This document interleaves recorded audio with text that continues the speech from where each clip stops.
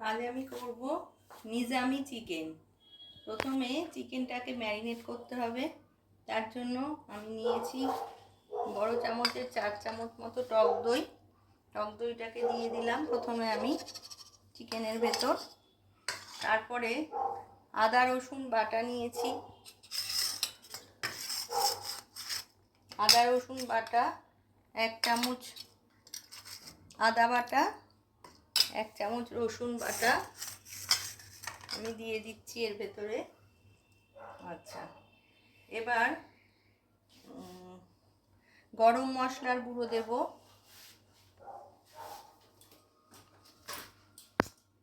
গরম মশলার গুঁড়ো দিচ্ছি 1 চামচ। আচ্ছা, এবার গোলমরিচের গুঁড়ো 1 চামচ দেব। গরম মশলার গুঁড়ো 1 চামচ দিয়েছি আর গোলমরিচের গুঁড়ো 1 চামচ দিচ্ছি। নুন দেব, নুন 1 চামচ। নুনটা আপনারা আপনাদের পরিমাণ মতো দেবেন। দরকার আমি আর 1 চামচও দিয়ে দিলাম, ছোট চামচ বলে। আচ্ছা, ধনে পাতা কুচি এর মধ্যে দিয়ে দিচ্ছি, লঙ্কা কুচি, লঙ্কা কুচি খাওয়াছেন। আচ্ছা, হাফ পাতিলেবুর রস দেব,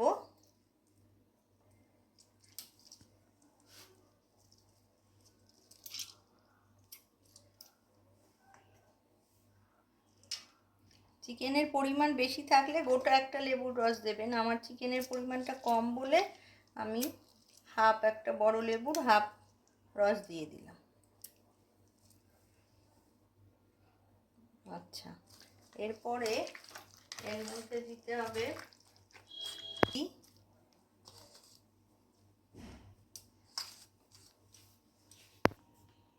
লঙ্কার গুঁড়ো, আমি 1 চামচ দিয়ে দিচ্ছি।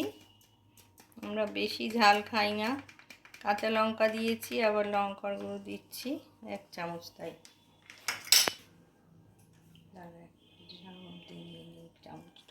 গুঁড়ো 1 চামচ। আর পেঁয়াজটা আগে থেকে ভেজে রেখেছিলাম, এই ভাজা পেঁয়াজটা দিতে হবে এর ভেতরে।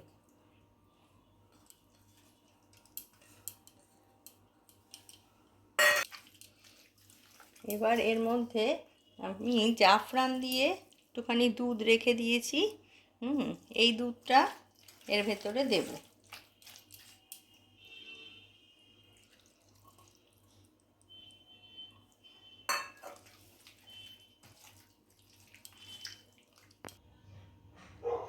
এবার আমি এর মধ্যে দেব খানিকটা সাদা তেল, সাদা তেল দিয়ে দিলাম। এবার একটু ঘি দেব, 1 চামচ ঘি দিতে হবে।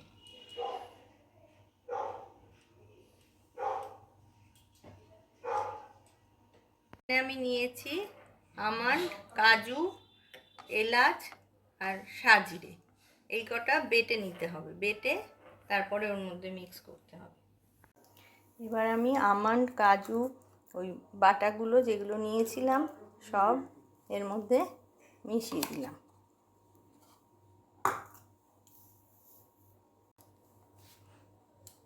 এগুলো মিশিয়ে দিয়ে এবার আমি ম্যারিনেট করার জন্য 1 ঘন্টা রেখে দেবো এটাকে। 1 ঘন্টা হয়ে গেছে। এবার আমি ম্যারিনেট করা চিকেনটাকে কড়াই দিয়ে দিয়েছি, আর কোনো তেল মশলা কিছু ব্যবহার করিনি, তেল ছাড়াই দিয়েছি, কারণ টক দই, দুধ সব দেওয়া আছে, ওর থেকেই জল বেরোবে, যার জন্য আর কোনো জল দেওয়ার প্রয়োজন নেই। আমি শুধু একটু নুন অ্যাড করেছি, নুনটা কম মনে হচ্ছিল, তাই এবার আমি ঢাকা দিয়ে দেবো। যতক্ষণ না সেদ্ধ হচ্ছে ঢাকা দিয়ে দিয়ে আস্তে আস্তে করে রান্না করতে হবে।